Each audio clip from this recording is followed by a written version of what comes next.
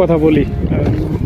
ভাই এখান থেকে কি আপনার পূরণ হয়, না আপনার চাহিদা পূরণ হয়? চাহিদা পূরণ বলতে কি যে আসলে মূলত বাগানটা হচ্ছে শখের বশে করা, আচ্ছা আচ্ছা। শখটাই এখানে মেইন।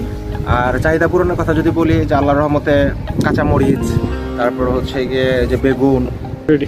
কাঁচামরিচ, বেগুন, টমেটো, যে সবজিগুলো আছে, আচ্ছা, আচ্ছা। মোটামুটি সবজিগুলো আমার গত 1 বছর কিনতে হয়নি।